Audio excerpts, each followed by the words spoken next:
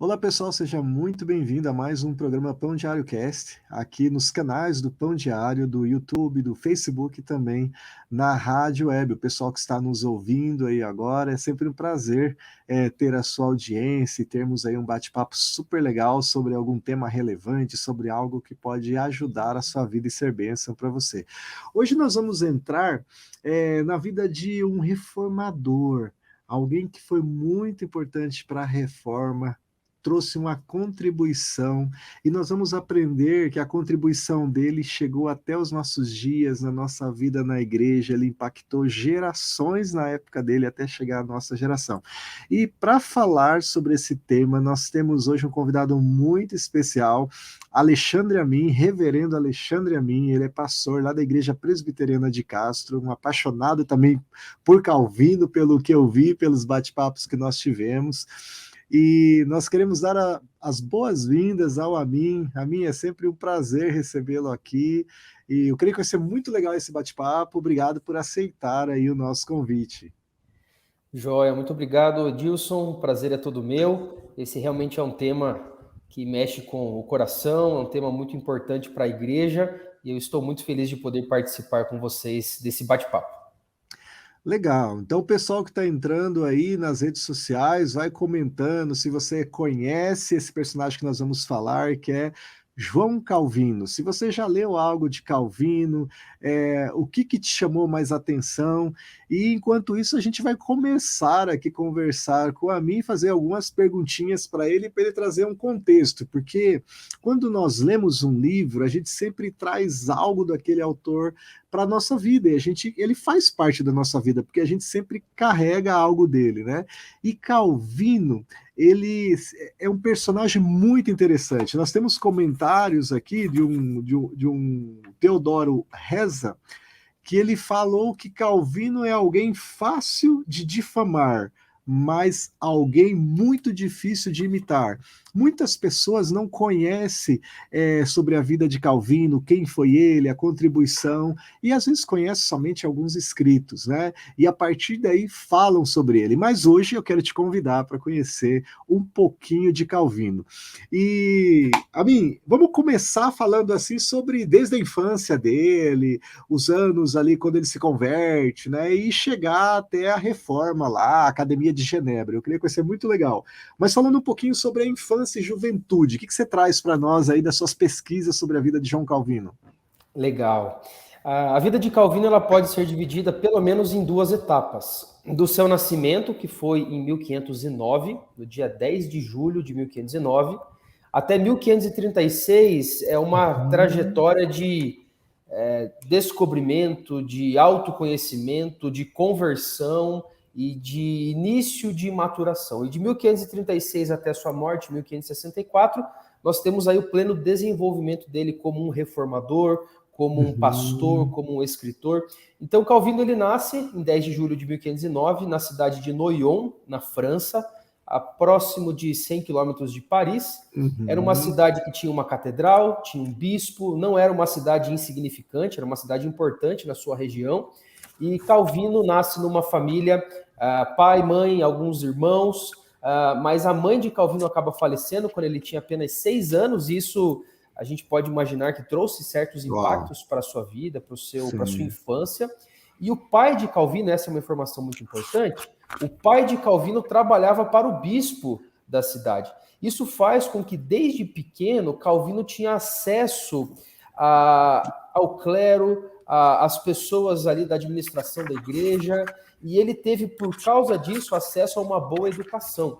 Calvino ele ganha logo cedo um benefício eclesiástico pela influência do seu pai para estudar nos melhores colégios disponíveis na sua época e na sua região, e ele vai ter um acesso muito fácil a famílias nobres, a famílias de pessoas eruditas. Então, essa parte da educação de Calvino fica muito marcada. Não é à toa que, com 14 anos, ele vai para a Universidade de Paris para cursar o seu mestrado em artes, então latim, retórica, gramática, e lógica, e depois, então, ele começa os seus estudos em teologia. Amin, quando a gente fala da reforma, A gente lembra sempre de Lutero, né? O grande reformador, aquele que saiu para a batalha, né? E aqui, lendo um pouquinho da biografia de Calvino, ele traz para a gente aqui que após ser letrado em latim, filosofias clássicas, na cultura grego-romana, artes, literatura, como você falou, ele se depara ali em 1532, né, com a perseguição ali na França, da igreja francesa perseguindo os cristãos, né? E ele tem uma reação muito interessante aqui, né? Eu acho muito, muito interessante essa parte, porque ele publica ali um artigo, né? Fala pra gente um pouquinho sobre que artigo é esse. Legal. Então, a reforma ela já estava acontecendo, né? Quando Calvino tinha apenas 8 anos, foi quando Lutero afixou as suas famosas 95 teses. A reforma está se espalhando e Calvino ele vai crescendo. E como ele tinha esse contato na universidade, as ideias estavam penetrando. Então, a Aham. França era um lugar de alta penetração dessas ideias, embora comece então uma perseguição muito forte por parte do rei. Teve um episódio, esse episódio é interessante falar, em que alguns reformadores da França, eles vão espalhar vários cartazes em Uhum. Paris, em outros lugares, e isso vai irritar profundamente o rei francês, e pessoas então começam a morrer e tudo mais. Mas ainda nesse contexto de perseguição e tudo mais, Calvino ainda não era um reformador, ele ainda não tinha Uhum. conhecido e se lançado à fé evangélica, como nós chamamos. Então Calvino ele estava em busca de erudição, ele tinha uma Uhum. sede de conhecimento. Em 1532 ele vai escrever então um comentário de uma obra chamada De Clementia do filósofo romano Sêneca, um filósofo que Uhum. viveu lá nos dias de Jesus Cristo, um filósofo muito importante para o mundo romano.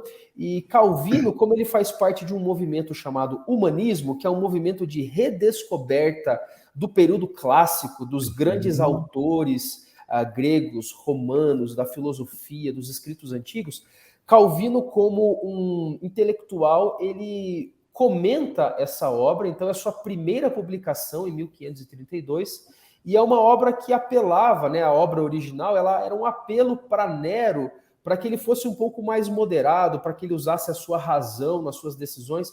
Então percebe-se que possivelmente Calvino também tem um interesse em influenciar a sociedade dos seus dias, para talvez já tocando um pouquinho nessa perseguição que estava acontecendo na França. Ô, Ami, então, esse artigo de Seneca lá foi para Nero, né, que Seneca publicou, o artigo chamado Clemência, e Calvino, como estudioso da cultura grega, ele traz para os dias e escreve na época para o rei francês, que era Francisco, é isso? Isso. Não necessariamente ele escreve para o rei, ele escreve para o seu contexto, onde dentro Aham. da universidade ele vê os ânimos muito exacerbados e tudo mais. Então ele demonstra um duplo interesse, tanto a questão Uhum. erudita, ser um humanista nos seus dias, como de repente influenciar um pouco também no debate público. Ah, legal. E daí, e logo após isso, um ano, né, 1532, ele já escreve esse artigo, talvez ele começa a ver essa perseguição na França, e ele tem o contato, então, com a fé evangélica, Isso. 1533. Isso.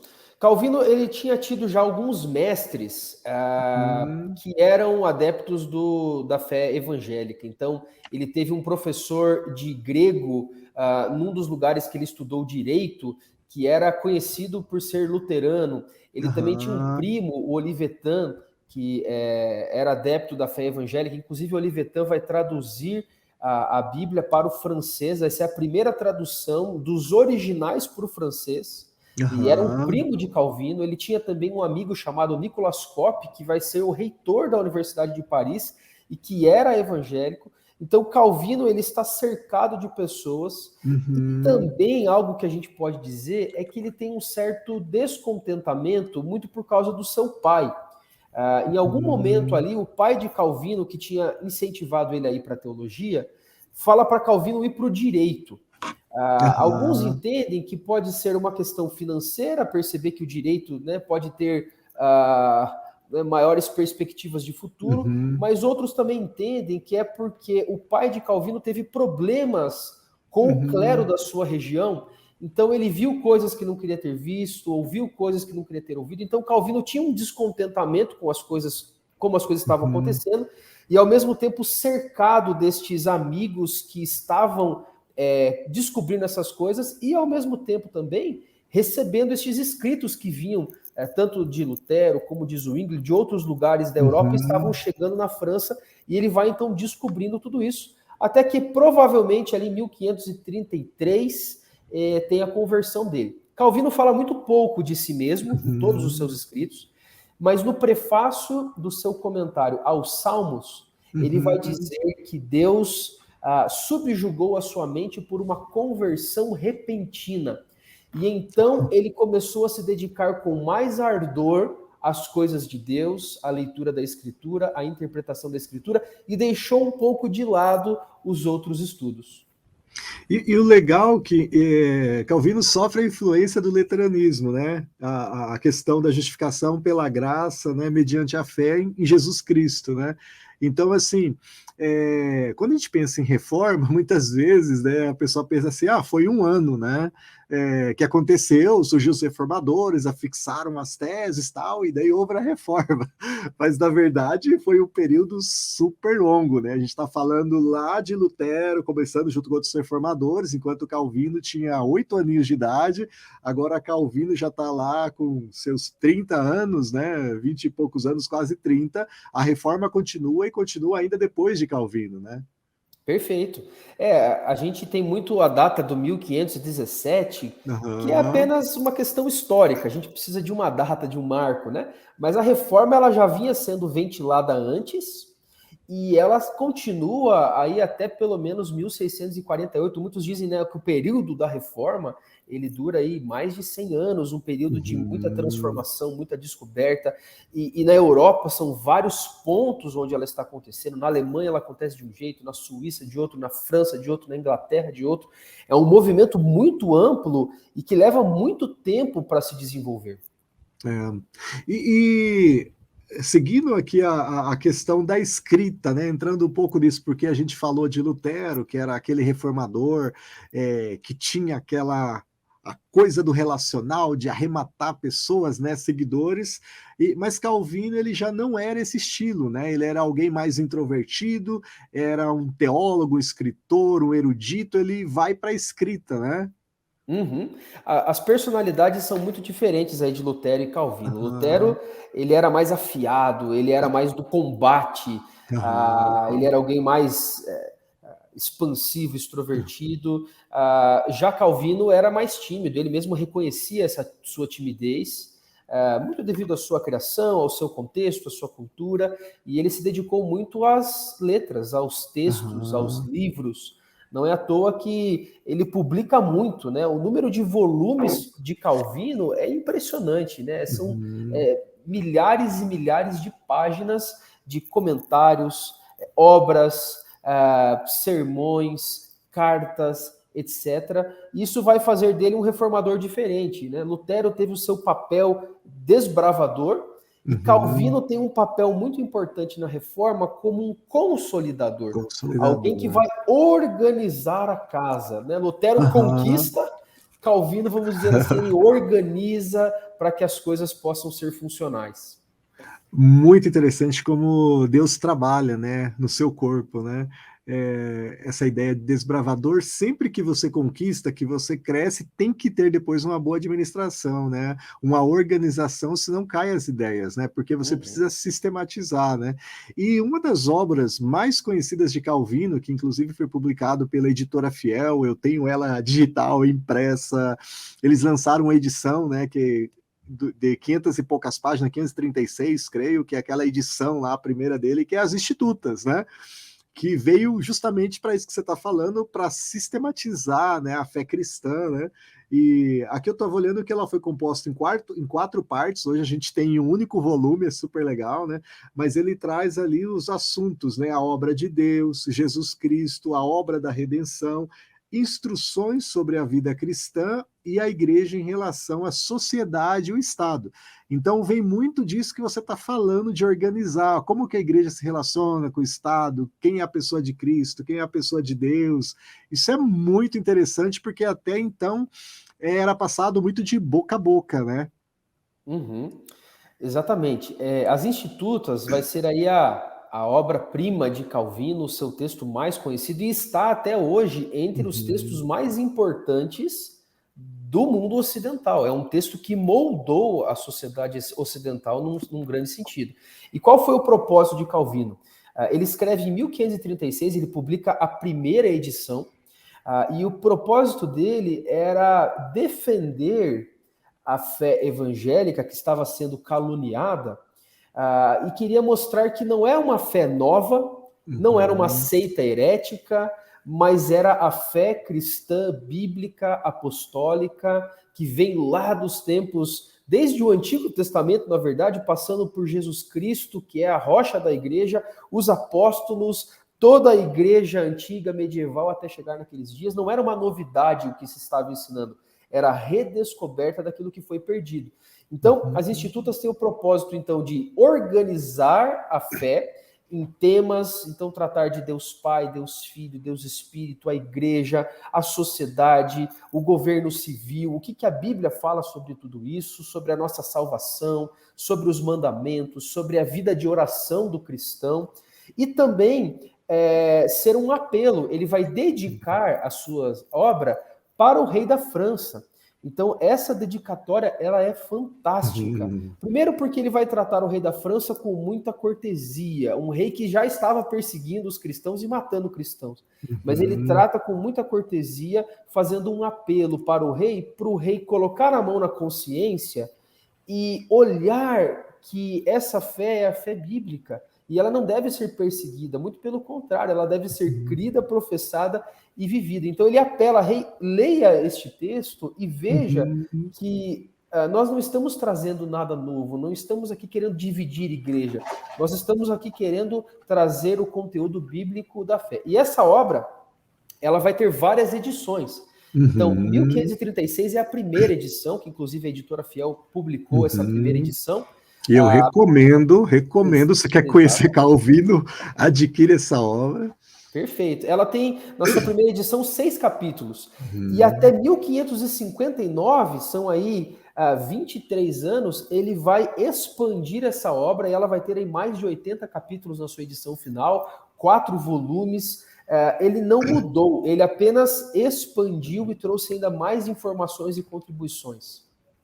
Legal, olha só, quanta informação em pouco tempo aí, né? Eu creio que o pessoal que está nos acompanhando na rádio, nas redes sociais, pegou um pouco dessa primeira fase aí de Calvino, né? A gente está falando sobre a vida de Jean Calvin, né? Que em português nós chamamos de João Calvino, um dos grandes reformadores. Então, o reverendo Amin, ele trouxe aqui desde a infância até o contato de Calvino ali, né? Com pessoas que professavam a fé evangélica e a conversão de Calvino e essa fase onde ele passa a influenciar ali, né, inclusive o governo, escrevendo para o rei, né, e utilizando ali, né, algo que o rei conhecia, né, uma obra de Seneca, né, uma obra erudita, porque Calvino ele tinha então essa formação humanitária da cultura grega, a cultura latim, né, então ele não chega só falando da fé cristã, mas ele chega com conhecimento geral, que aí a mim eu vejo muito assim aquela ideia de Paulo, né? Que Paulo ele também falava essa língua do lugar que ele chegava, né? Ele chega para falar para os sábios, ele vem falar do Deus desconhecido. Então ele usa essa estratégia, né? Porque ele conhece também, né? Ele chama atenção, porque a pessoa fala, ei, eu quero ouvir ele sabe do que está falando, né? Uhum, exatamente. Não é à toa que a primeira edição das Institutas ele vai escrever em latim. Latim era como o nosso inglês hoje, a língua universal que chegava em todos Ah, os lugares. Mas a sua preocupação de ser também claro para os seus contemporâneos, ele vai depois, em 1541, fazer uma edição em francês, porque ele não queria deixar aham. o seu próprio povo sem aquele conteúdo. Então, isso é muito legal de Calvino. Ele escreve em latim, depois ele escreve em francês, para que tanto na universidade os eruditos tenham acesso, como também o povo simples que vai à igreja, que está aprendendo a ler, possa receber esse conteúdo e ser edificado. A ideia de acessibilidade, né? De tornar acessível aos pobres, aos ricos, aos que têm muito conhecimento, aqueles que estão começando a aprender uma leitura, né? E isso a gente vai entrar agora, e eu gostaria que você falasse um pouquinho, que essa parte aí, eu já fico empolgado com a primeira parte dessa live falando de Calvino, mas eu gostaria que o pessoal conhecesse um pouco agora, quando a gente entra na influência dele numa cidade, a primeira viagem que ele faz ali a Genebra. Perfeito. A vida de Calvino ela vai cada vez se intensificando mais, isso é muito legal. Então, Calvino, ele se converte, ele começa a escrever, ele publica suas institutas, ele pinga muito de cidade em cidade, e o sonho dele era ir para Estrasburgo, que na época era conhecida como a Antioquia da Reforma, lembrando a antiga cidade de Antioquia da Síria, um grande celeiro de missionários na igreja primitiva. Então, lá em Estrasburgo estava Martin Butzer, um grande reformador, infelizmente não muito conhecido no Brasil, mas um grande reformador que influenciou muito a região sul do que hoje é a Alemanha, e Calvino queria estar com ele. Calvino sempre buscava bons tutores, e ele queria ir lá e passar um tempo para conhecer, para escrever, para estudar, para pesquisar, mas tinha uma guerra e Calvino teve que fazer um desvio pelo sul e acaba passando por Genebra. Genebra, na época, tinha recém aderido à reforma, foi um voto público, uma missão já estava trabalhando em Genebra há alguns anos, e Genebra, então, torna-se oficialmente uma igreja reformada. Ainda no seu início, muito desorganizada, Genebra era conhecida como uma cidade de imoralidade, de violência, uma cidade muito diferente da Genebra que nós ouvimos falar hoje, que nós conhecemos hoje. Não era uma cidade que alguém queria passar uma temporada. Mas Calvino vai passar a noite lá, apenas para seguir viagem. Só que naquela cidade estava alguém chamado Guilherme Farel, que era o responsável pela obra da reforma naquela cidade, e Guilherme Farel conhecia Calvino por causa das institutas. E ele falou, eu preciso conversar com Calvino para ele nos ajudar. Então ele se encontra com Calvino nessa noite e fala, Calvino, permaneça aqui em Genebra e nos ajude, você tem muito a contribuir. E Calvino não quer no primeiro momento, ele fala assim, não, eu quero ir para Estrasburgo, eu quero pesquisar, eu quero estudar, isso não é para mim. E aí, então, Farel ele vai rogar quase que uma maldição para Calvino, dizendo assim, olha, Deus amaldiçoe o teu descanso, a tua tranquilidade, as tuas pesquisas, o teu estudo, se você não nos ajudar diante de uma necessidade tão grande. Calvino fica muito impactado com isso, e algo que é muito marcante de Calvino era um senso de vocação. Ele reconhecia aquilo que Deus tinha chamado ele para fazer, e ele sempre estava pronto para fazer, mesmo que aquilo desafiasse os seus limites pessoais. Então, Calvino permanece em Genebra, ele vai ser contratado, então, como um professor das Escrituras, ele vai pregar semanalmente, vai dar aulas da Escritura, junto com o Farel e outros que estão ali, e vão tentar impactar aquela cidade desde o início, 1536, para que ela possa ser uma cidade que viva a fé bíblica da palavra de Deus. E esse impacto, né, é fantástico, assim. Eu fico empolgado porque Calvino propõe ao Conselho Municipal de Genebra que os meninos e as meninas tivessem educação gratuita e os pobres também. Olha que interessante, para nós hoje é uma coisa simples, né? Hoje é normal e tem que ser para as mulheres, para os pobres, a educação, mas até então não era. Não se tinha ouvido sobre isso. A gente vem ver a nossa sociedade moderna aí, do século XIX, que as mulheres vão conseguir votar, a questão da educação, imposto, mas aqui a gente está falando lá de 1536, por ali, Calvino já propondo, olha, as crianças, eles têm que ser educados no latim, eles têm que ser educados na formação bíblica, a linguagem das humanidades, né? Precisava conhecer a cultura grega, conhecer o latim.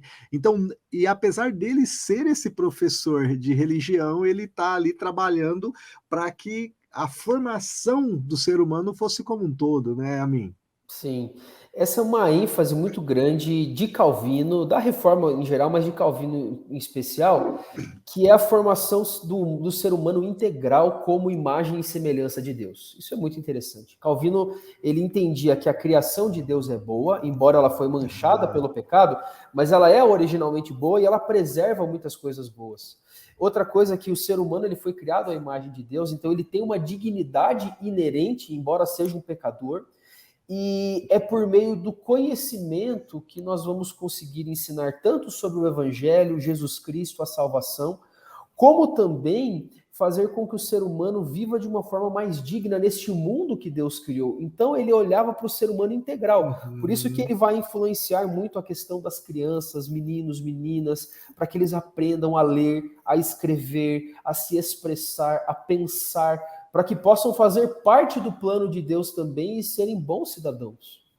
Isso é fantástico, né? Assim, não sei vocês que estão ouvindo a live aí na rádio, nas redes sociais, mas assim, eu realmente me empolgo com essa parte, porque aí nós vemos a importância da educação, a importância do ensino, para que, como a mim falou, né, a pessoa possa ter uma informação completa e ela possa ver os outros lados, e daí ela tem uma compreensão total do reino, ela tem a compreensão da Bíblia, porque ela vai comparar e ela vai falar, epa, aqui é assim, aqui é assim. E ela vai ter uma compreensão maior das escrituras, porque ela vai perceber, né, que a maioria das coisas Deus já tinha instituído, ele já havia programado, falado, né?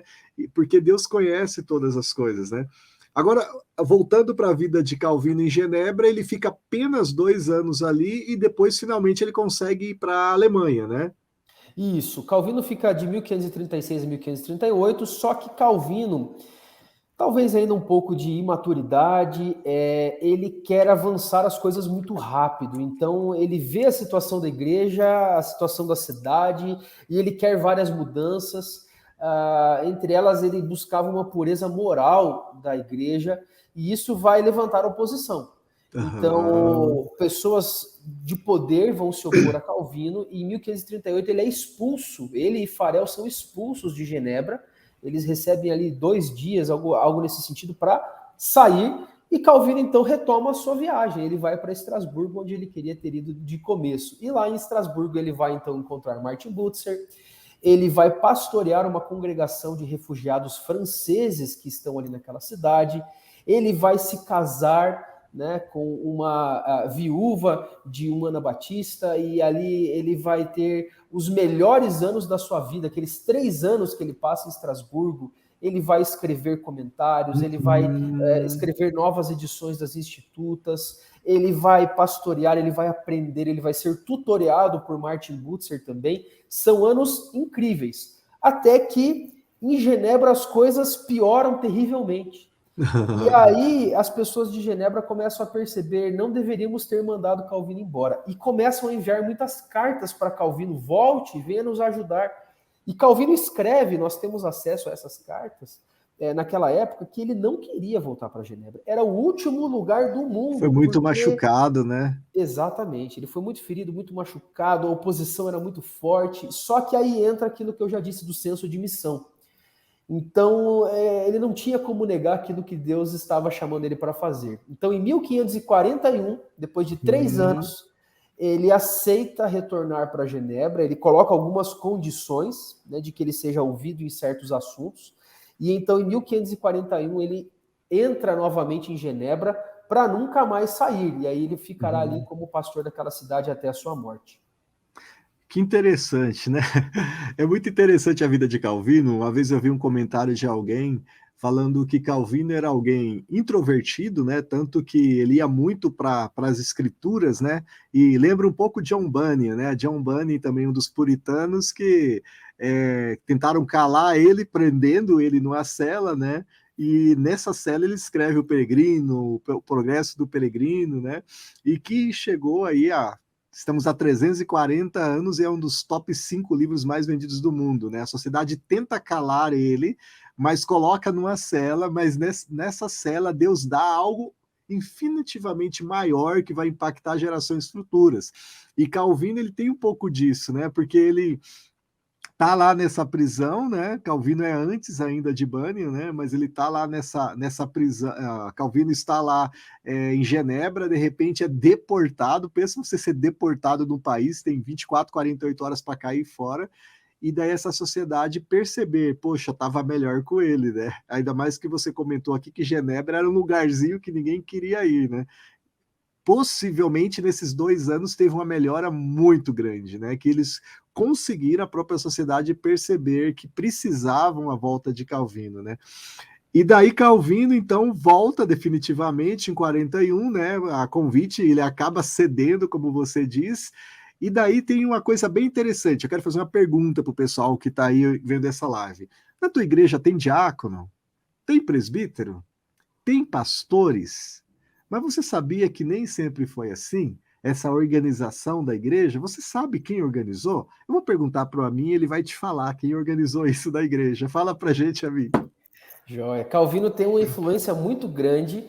Em 1541, um dos planos dele para a reforma da igreja em Genebra era uma reorganização na sua forma de ser. Então ele vai escrever um documento chamado Ordenanças Eclesiásticas. Uhum. E nesse documento ele vai trazer como a Bíblia diz que uma igreja deve ser organizada. Então, naqueles dias, o comum era o sistema episcopal, né, de bispos. As pessoas, elas não tinham voz alguma na igreja. E Calvino, ele é um daquele período, e um dos principais, se não o principal, que vai falar assim, nós precisamos de uma igreja que é organizada de acordo com o que a Bíblia diz. Então, ele vai para a Escritura, para extrair da Escritura como a igreja deve ser organizada. Então, de textos como Efésios 4, ele vai tirar a ideia de pastores e mestres. De textos como Romanos 12, 28, que fala de dons, ele vai tirar os ofícios de presbítero e diácono, entendendo então que a igreja ela tem pessoas que pregam, pessoas que ensinam, pessoas que cuidam da vida um dos outros, para que a fé amadureça, pessoas que ajudam aqueles que têm necessidades materiais, que são os diáconos. Então, Calvino ele vai escrever esse documento para que a igreja esteja bem organizada, bem funcional, sempre partindo da palavra. E isso vai trazer um impacto fantástico. Até hoje, as igrejas evangélicas têm este impacto dessa organização que foi feita. A maioria, né? Eu acho que 90% das igrejas, as igrejas presbiterianas, as igrejas batistas também têm diáconos, mestres, pastores, a congregacional, a própria Assembleia de Deus também. Então, esse impacto vem aí de 500 anos atrás. A gente pensa que sempre existiu, né? Nos últimos 3.000 anos, não. Começou ali em 1541, né? Isso. Aí a gente fala, poxa, então Calvino influenciou a sociedade de Genebra, propondo o Conselho Municipal Educação para Crianças, incluindo meninas e meninas, isso há 500 anos, né? Propõe a educação para os mais pobres, ele faz essa recomendação com base nas escrituras, os textos que ele escreve, organizando a igreja, mas ele também tem um impacto em toda a sociedade, né? Falando ali de hospitais, falando de filantropia, porque então ele começa a transformação completa em Genebra, né, Amin? Uhum. Calvino, ele era muito submisso à escritura. E um dos grandes pontos de Calvino era a sua exposição bíblica sequencial. E isso vai moldando tanto o seu pensamento quanto a sociedade. E a escritura fala sobre o cuidado com os menos favorecidos, o cuidado com os doentes, fala sobre o trabalho como não uma coisa ruim, mas uma coisa que deve ser usada para a glória de Deus, e isso vai influenciando a sociedade. Então, o Hospital de Genebra fica sob o encargo dos diáconos e a supervisão do Conselho de Pastores e Presbíteros. As pessoas começam a trabalhar entendendo que o trabalho é uma vocação, que não é essa ideia de quem trabalha para a igreja é o trabalho sagrado, quem não trabalha para a igreja é o trabalho secular, como se diz. Não, todo trabalho é sagrado porque tem que ser feito para Deus, para glorificar a Deus. E isso então vai transformando Genebra numa cidade completamente diferente. Aqueles vícios que a cidade era acostumada vão ficando de lado, virtudes vão sendo cultivadas, pessoas vão sendo ajudadas. Não é à toa que Genebra se torna um grande centro de refugiados, Uhum. então, a partir aí de 1540, 1550, Genebra vai duplicar, quase triplicar de tamanho em termos de habitantes, porque pessoas de todos os lugares da Europa começam a ir para lá, tanto para buscar refúgio da perseguição, como para ver aquilo com seus próprios olhos e aprender ali para poder depois voltar para suas localidades e produzir isso lá, né? Que show, né? Você pensar uma cidade que ninguém gostaria de estar, que era uma loucura, né, promiscuidade, e de repente ela se torna o centro da reforma na Europa, né, impactando aí os presbiterianos da Escócia, o movimento dos puritanos na Inglaterra, a Igreja Reformada da Holanda. Então a gente pode dizer que John Bunyan ali na Inglaterra, Spurgeon na Inglaterra, foi impactado por essa reforma também, né? E era um lugar que todos queriam estar, né? Além da perseguição, era o centro ali do mundo com relação às escrituras, ao conhecimento do que estava acontecendo, né? E aí Calvino tem uma ideia, né? Ele quer criar universidades, né? Ele não consegue, mas ele cria a Academia de Genebra, né, Amin? Uhum.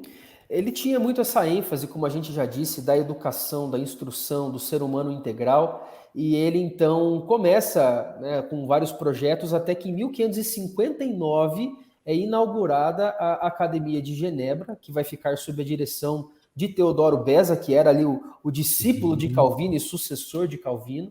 E essa academia, ela é tanto para a teologia como para as outras áreas do conhecimento, para as outras atividades humanas, ensinando então latim, grego, Uhum. teologia, ensinando as ciências, ensinando as humanidades, literatura clássica, e as pessoas começam então a ir para Genebra para estudar nessa academia, que depois vai se tornar uma universidade muito reconhecida, e ali muitas pessoas são formadas e enviadas para todos os lugares do mundo como profissionais, como missionários, como pastores, como mestres e daí por diante. E a mim, é muito interessante isso, porque olha só a influência, né? É, a partir dessa influência de Genebra, da filantropia, de cuidar dos idosos, de ter orfanatos, de ter asilos, né?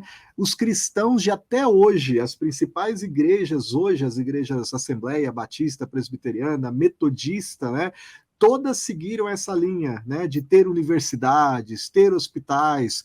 A gente tem, por exemplo, o Mackenzie, que é presbiteriano, que tem faculdade em Curitiba, tem em São Paulo, né, hospital evangélico. A gente tem as escolas batistas em Minas, São Paulo, em vários estados, a faculdade metodista, seguindo essa linha. Inclusive, quando eu falar em faculdades, quais são, você que está nos acompanhando, ouvindo na rádio, que te vem à mente que são as melhores universidades do mundo? Quais são? Pensa, pensa, um, dois, três, você acertou. Harvard, Yale, duas das principais universidades do mundo, né, e Princeton, também foram fundados por cristãos, justamente seguindo essa linha de levar o conhecimento, levar as ciências, o conhecimento das humanidades, o conhecimento de bases teológicas, né, a partir dessa iniciativa, para a gente sentir o impacto, né, da relação na educação, na relação no ajudar. Por que eu estou falando isso? Principalmente aqui no Brasil, os evangélicos, a reforma protestante, muitas vezes é tida como ignorantes. Né, são aqueles que não conhecem, são aqueles que só defendem a fé, que sempre estão para brigar. E não, gente, quem tem as respostas somos nós. Não é alguém lá do conselho do bairro que vai lá, que ele pode ter voz ativa para ajudar os mendigos, as pessoas pobres do bairro. Nós já recebemos esse mandamento lá atrás, esse mandamento de Deus que a gente deveria dominar, dar nomes, cuidar das plantas, né, preservar a natureza é nossa responsabilidade, que nós deveríamos cuidar das mulheres e das crianças, que nós deveríamos olhar para o nosso próximo, não só para o crente, né, não só para o protestante, católico, evangélico, mas para todos, como criaturas de Deus, né, e amá-los e cuidar deles, né. Isso que era uma visão de Calvino que tem que permear nossa mente, o todo. não só, eu gosto muito Moody, né? Moody, a gente está lançando agora o Dia a Dia com Moody, né? E Moody ele traz muito isso, essa palavra pastoral, e ele diz assim: olha, quando você aceita Jesus, você se alistou no exército. Você apenas começou. E quando você se alista no exército, você tem que lembrar que daí você vai fazer exercício, você vai aprender a atirar, né? Você vai para a guerra, na guerra você vai enfrentar o inimigo vai tentar te vencer, né? Porque muitos cristãos pensam ali, Moody nos traz essa ideia, né? Muitos cristãos pensam que não, eu aceitei Jesus, agora beleza, faço parte do clube de Deus, não tem mais doença, não tem mais problema financeiro, não tem mais nada, agora é só vida boa, então tá fácil, né? Mas não, a promessa não é essa. A promessa é que eu vou estar contigo, a promessa é que você está salvo, que apesar das dificuldades eu vou caminhar contigo, né? E você vai ser vencedor. Então é importante que a gente entenda isso. E nessa perspectiva, enquanto nós nos alistarmos, nós fazemos parte desse exército de Deus, aí vem as responsabilidades. E essas responsabilidades estão em fazer parte do bairro, em fazer parte da cidade, em fazer parte do estado, em fazer parte do país. O impacto que nós fazemos, não só o impacto da gente falar de Jesus, que é o principal, mas todas as coisas que permeiam. Né? Olha que interessante essa lição que Calvino nos traz. Né? A partir do impacto de uma cidade, você impactar toda a Europa. Hoje você vai em Genebra, é a cidade fantástica, é a cidade mais limpa, a cidade mais organizada, as pessoas são super civilizadas, é primeiro mundo, viver super bem, todo mundo tem educação, é uma coisa fantástica, você vai lá. Mas isso antes era uma catástrofe como o Amin trouxe para nós, né? Era uma cidade bestial. Então foi transformada a partir da educação, transformada a partir de um pensamento, a partir do mandamento de Deus, né, Amin? Uhum. Agora, Amin, Perfeito. falando um pouquinho ali sobre a morte de Calvino, né? Calvino, além dele ter todo esse impacto aí, que chega até nós, ele teve uma morte muito simples, né? Ele não foi alguém que pediu um túmulo de ouro, que enterrasse o carro com ele, a carroça. Fala um pouquinho para a gente sobre Calvino com relação a isso. Uhum. Calvino, ele vai morrer em 1564, em Genebra mesmo, e algumas coisas são muito interessantes nesse sentido. Primeiro, porque Calvino sempre foi alguém que conviveu com muitas doenças. Ele Uhum. tinha uma lista de doenças que chega a arrepiar. Ele sofria de gota, hemorroidas, crises renais, enxaquecas. No fim, ele acaba, né, sofrendo com tuberculose e a vida toda dele ele foi muito enfermo. Mas Uhum. isso não, você não encontra nenhum registro dele reclamando. Muito pelo contrário, ele sempre pedia que o Senhor o fortalecesse para que, mesmo na doença, ele pudesse continuar a sua obra. E mesmo com todas essas doenças, ele foi extremamente produtivo, cumprindo a sua vocação. Mas a sua situação de saúde vai se deteriorando e ele prega até o último dia que ele pode, sendo inclusive carregado da sua casa até a igreja para poder pregar, até quando ele não consegue mais, porque ele já não consegue falar direito, o seu pulmão está muito comprometido, então ele vem a falecer. E ele tinha pedido que o seu túmulo não fosse marcado, que as pessoas não ficassem prestando muitas homenagens. Então, isso de fato aconteceu, tanto que não se sabe onde Calvino foi sepultado. Ele não morreu com fortunas, muito pelo contrário, ele deixou muito pouco, porque o foco dele não era esse. O foco dele era Uhum. realmente nas vidas, o foco dele estava na glória de Deus e não em si mesmo. Isso é um legado de humildade muito interessante que ele deixa também. E quando a gente fala do nome que é lembrado 500 anos depois, né? É, olha que interessante, né? Ele, como a mim falou, ele não preocupou-se em focar na imagem dele. Sempre foi todas as escrituras, todos os escritos dele levar para as escrituras, refletir a Deus. E olha só, né? A pessoa pedir, olha, me enterra num lugar que ninguém veja, não coloque uma plaquinha. Então, se você for a Genebra, você não vai ver o túmulo de Calvino, porque justamente tinha essa preocupação que as pessoas não focassem nele, mas olhassem para a glória de Cristo. olhasse para as Escrituras. E então eu penso assim, não sei você que está nos acompanhando aí, o que você achou da história de Calvino? Porque muitas vezes as pessoas têm essa percepção, né? Ele só fica no tema predestinação, que a gente vai começar a falar agora, e a gente vai ficar aí até a meia-noite agora falando sobre esse tema, que faz 500 anos que o pessoal comenta sobre isso, né? Mas brincadeira, Ami, nada disso, senão a gente, essa live vai durar ali 3 dias, pelo menos para abrir, né? Mas o que eu quero dizer com isso? Não fique só nisso. Veja o legado, né? Qual é o legado dessa pessoa, né? O legado que impacta a sua vida, né? O legado que trouxe hoje para o Brasil, inclusive a mim. A gente pode falar, né? Que Calvino foi o único reformador que teve contato com o Brasil, né? De todos aí, 500 anos atrás, Calvino já se havia tido uma preocupação com relação ao Brasil em trazer o evangelho para cá, né?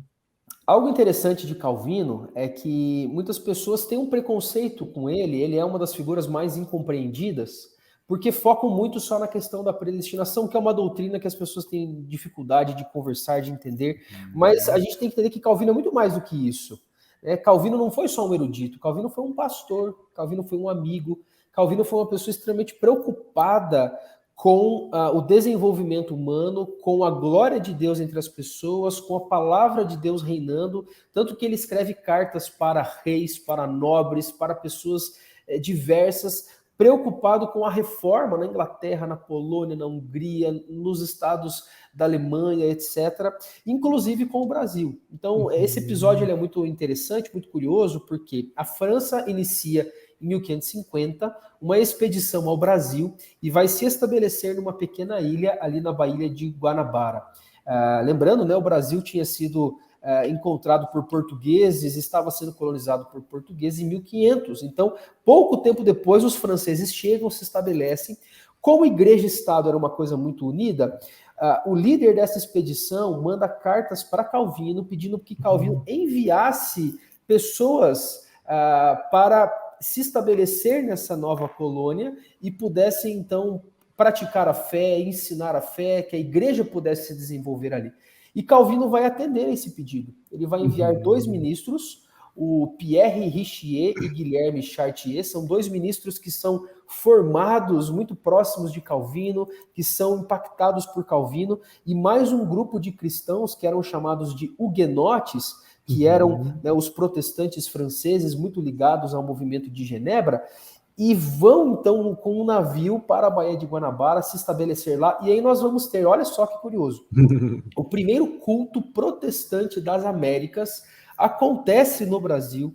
O primeiro culto com ceia das Américas acontece no Brasil sob o rito reformado. Inclusive até hoje, né, tem a Catedral Presbiteriana do Rio de Janeiro e em frente à catedral existe ali um memorial, né, um memorial numa praça pública onde tem a encenação dessa cena da primeira ceia do Brasil na década de 1550. Uau. Mas essa expedição ela acaba indo para outro caminho, porque o líder dessa expedição, o Villegagnon, ele era uma pessoa muito confusa. E ele começa a discordar, então, daqueles que foram enviados por Calvino em questões teológicas, e a situação fica impraticável ali. Ele começa a ter muitos desentendimentos. Então, esse grupo retorna para a França e ficam alguns que não conseguiram ir na embarcação. E esse líder, então, vai aprisionar estes que ficam e vai exigir deles que eles respondam uma série de perguntas. Então, ele dá um documento para eles com perguntas, eles estão presos, e ele diz que eles devem, então, em algumas horas, responder essas perguntas. E os que ficaram não eram os ministros, não eram os pastores, eram pessoas cristãos, né, como cada um de nós. E esses cristãos, então, vão escrever esse documento que fica conhecido como a Confissão de Fé da Guanabara, a primeira confissão protestante das Américas também, e que você pode acessar na internet, você tem acesso a essa confissão em português. Uma confissão brilhante, porque vai defender os principais pontos da fé evangélica, vai defender aquilo que estava sendo defendido pela Reforma, com argumentos bíblicos, históricos. Acaba que Villegagnon recebe esse documento, discorda do que eles escreveram, e eles se tornam, então, os primeiros mártires protestantes das Américas. Por isso que eles também são Uau. conhecidos como os mártires da Guanabara. Toda essa história ela é relatada e ela acaba indo para a França, e lá na França, então, um livro é publicado contando um pouquinho dessa expedição ao Brasil, como era o Brasil em 1550, e a Que história legal. destes cristãos huguenotes que tiveram que fugir e outros que foram martirizados, e esse grande e importante documento que ficou para a história. Uau, quanta informação! Muito legal, né? Eu espero que o pessoal que está nos acompanhando aí na live, através da rádio, conhecendo um pouquinho sobre o legado de Calvino, né? Ele que viveu tão pouco, foi 57 anos, mais ou menos, né, Amin? Foi isso, Isso, 57? 1509 a 1564, 55 anos aí, 55 aproximadamente. anos, né? Ele é como Spurgeon, que teve ali 57 anos, né? Como Oswald Chambers, 41 anos, gente que viveu tão pouco, né? Mas eles viveu uma profundidade tão grande com Deus, a vida tão dedicada a Deus, que impactou vidas da sua geração e quantas gerações, né? A gente está falando aí do ano 1509, do nascimento de Calvino, agora no mês de julho, né? É o mês que comemora, 10 de julho, né? Ele nasceu, né? E vem aí 500 anos depois, possivelmente, se Cristo não voltar antes, mais 500 anos depois, né, as pessoas sendo impactadas por esse legado, um legado de se preocupar com as pessoas, né, um legado de dar educação, um legado de cuidar da saúde através de hospitais, através de asilos, através de formação, um legado de cuidar da igreja, de organizar a igreja, né? E um legado de vida dedicada a Deus, de não refletir a sua própria imagem, como o Amin trouxe aqui. O próprio túmulo dele, ele pediu: olha, me enterre num lugar que ninguém conheça, não ponha o meu nome, que eu não quero que as pessoas venham aqui, né? O foco dele sempre foi em Cristo, né? Então você está conhecendo aí um pouquinho sobre a vida de Calvino, um dos grandes reformadores responsáveis aí por organizar a fé cristã, pelas confissões de fé. E eu, antes de ler esse livro aqui do Dia a Dia, e ler a biografia, né, Dia a Dia com Calvino, eu não sabia, não conhecia. Eu tive na Catedral Presbiteriana, eu vi lá a estátua de Calvino e não sabia dessa confissão de fé de Guanabara, né? Uma história tão linda no descobrimento do Brasil, né? Calvino enviando aí esses ministros, estando ali a primeiro culto das Américas, né? Quase com a profecia ali do Brasil enquanto responsável por impactar as Américas, né?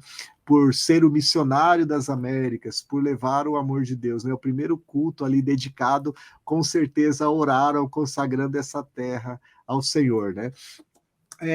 Talvez você, que é um seguidor do Pão Diário, esteja se perguntando, né? Mas por que que o Pão Diário está falando de Calvino, né? Porque há essa divisão aí calvinista, armenista, né? E o Pão Diário ele sempre traz conteúdos, né?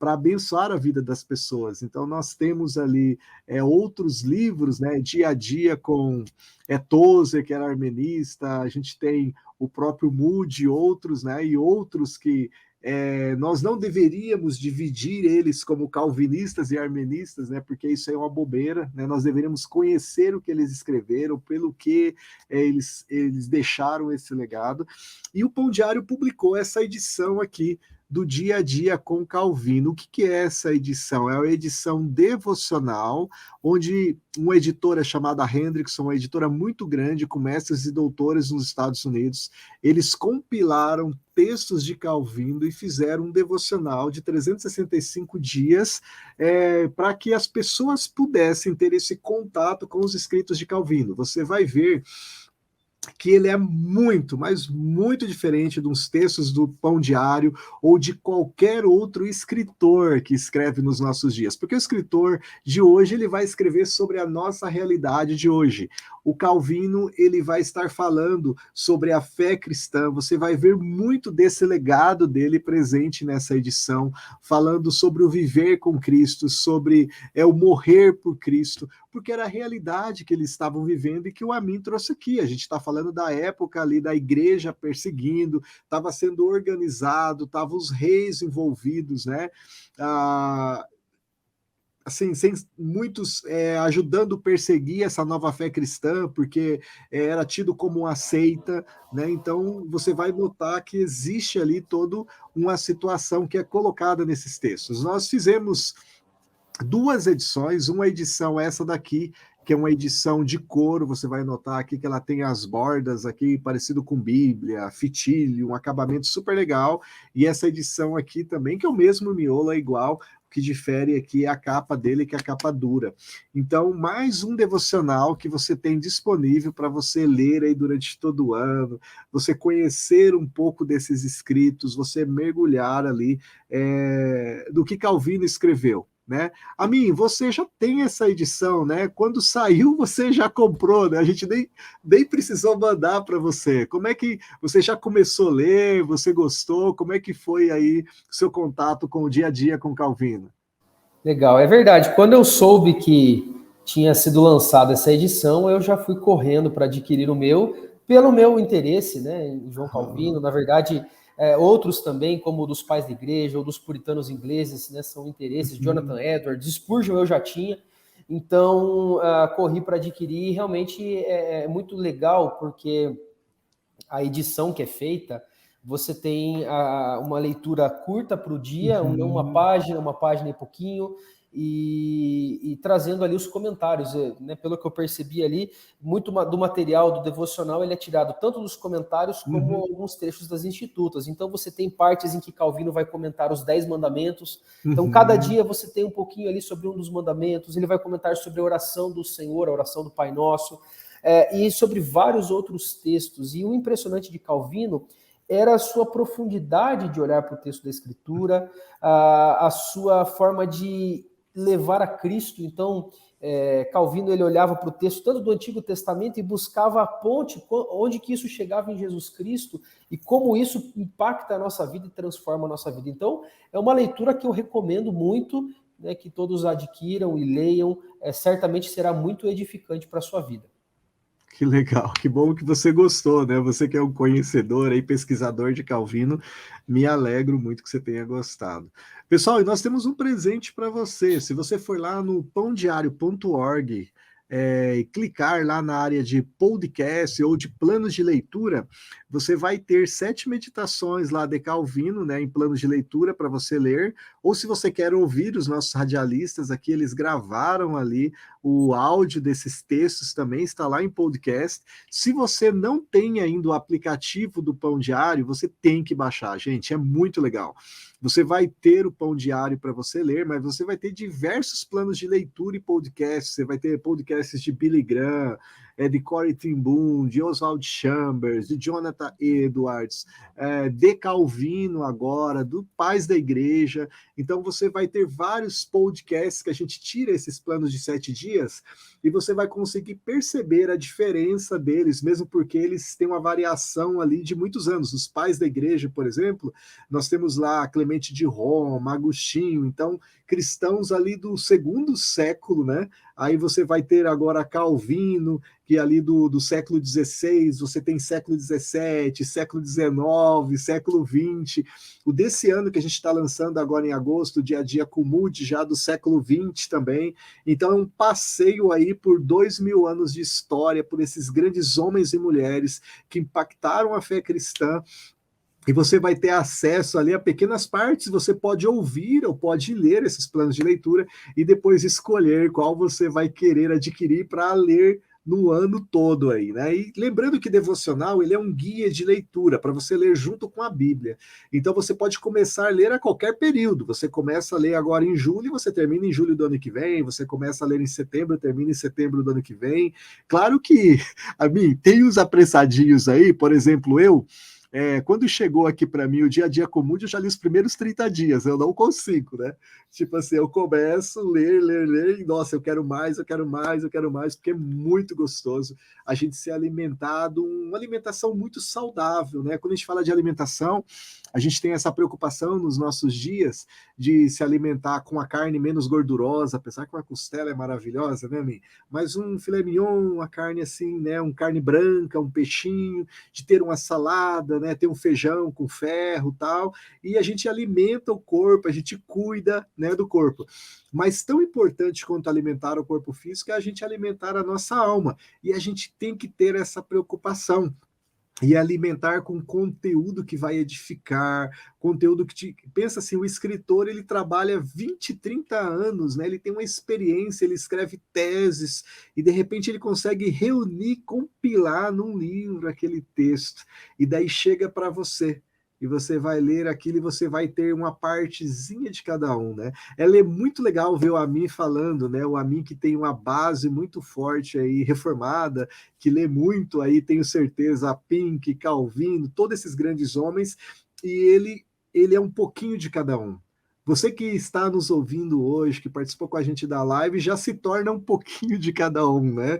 Porque ouvindo sobre essa história, né, fazendo um resumão aqui do que a gente falou, talvez você não sabia que a educação para meninos e meninas, para pobres, essa questão da filantropia, né, foi trazido pela reforma, né?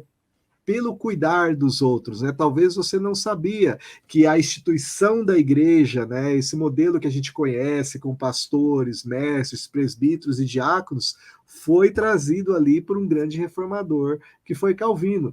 E o melhor de todos, isso chegou até nós para ser bênção para a gente, né? Foi o Espírito de Deus dando conhecimento a esses grandes homens, e a gente tem que olhar para eles assim como eles nos ensinaram, né? Aqui no meu túmulo não coloco o meu nome, né? Eu não quero que vire aqui um espaço para adoração ou para peregrinação, né? Porque toda a obra dele é focada em refletir as Escrituras, focada em refletir a Cristo. Que essa seja a mensagem de hoje para você, você que tem vontade de servir ao Senhor, você que quer, né, fazer a diferença, né, no seu bairro, na sua cidade, no seu estado, no seu país, né? Como que você faz a diferença? Levando as escrituras a outras pessoas, levando o conhecimento, cuidando das pessoas. Amin, palavras finais aí para você deixar. Algo mais que você gostaria de falar de Calvino? A gente nem entrou, né? Talvez em algum momento a gente vai ter que entrar em todos os pontos ali de Calvino.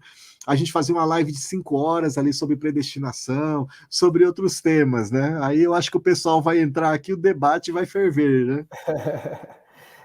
Teria muito que poderíamos falar, mas o propósito aqui é mais de, eu acredito que desafiar, né, os nossos ouvintes a conhecer um pouquinho mais, a deixar talvez um pouquinho o preconceito de lado, ou com humildade olhar para esse grande personagem que foi um pastor, um professor, um amigo, um líder na Reforma Protestante.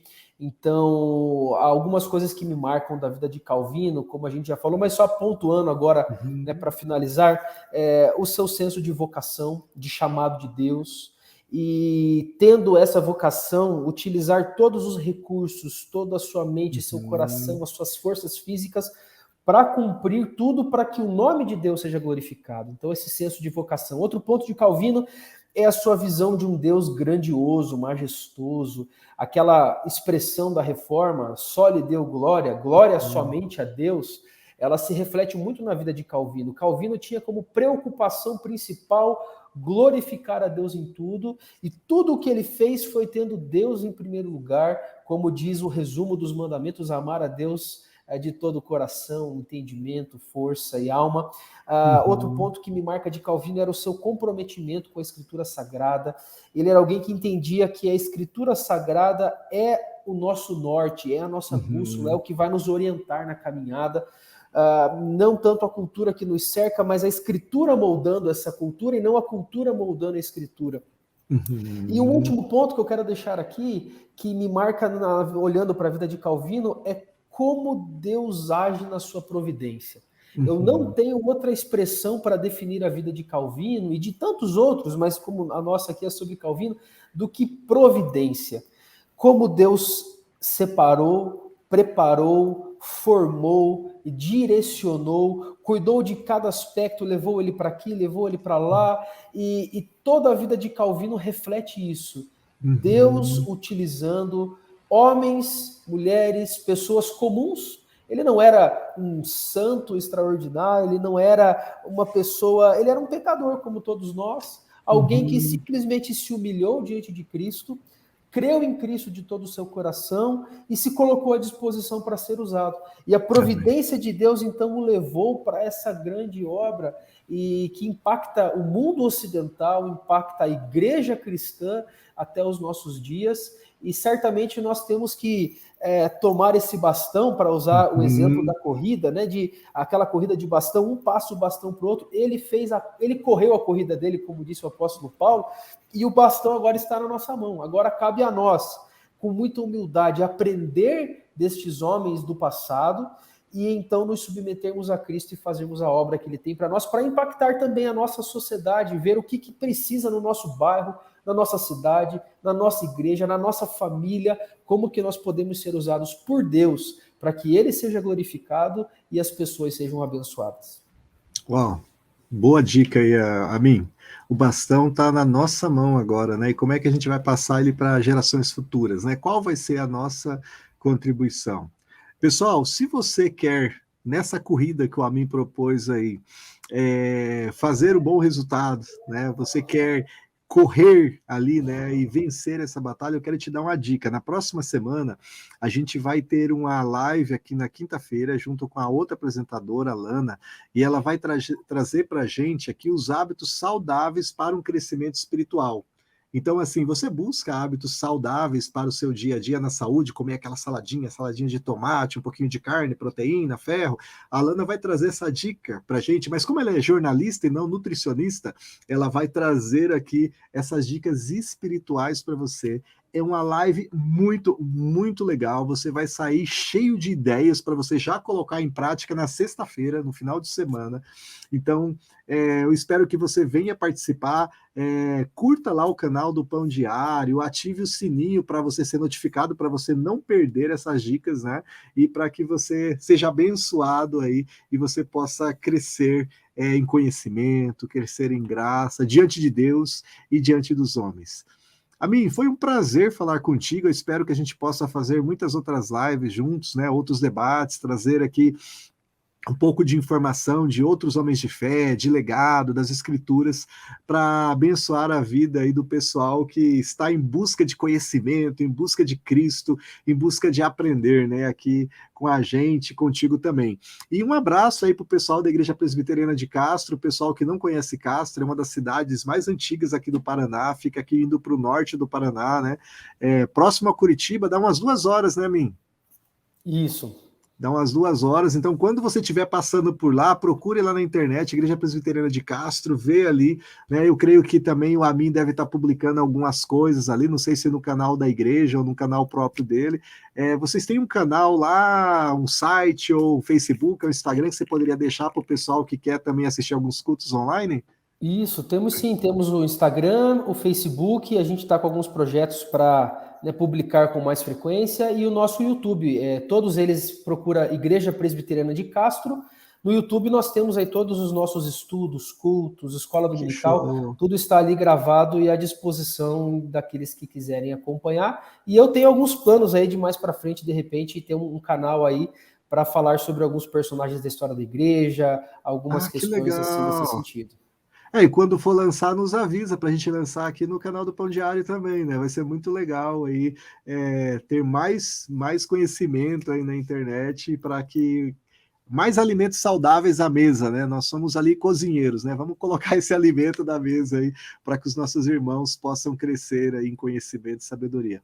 Amin, grande abraço. Deus abençoe sua vida, um abraço para a família, Deus continue abençoando a sua vida. E para o pessoal aí de casa, muito legal, obrigado por participar com a gente, de estar aí nos ouvindo durante essa quase 1 hora que nós falamos sobre o legado, sobre a vida de Calvino. Deus abençoe e até a próxima.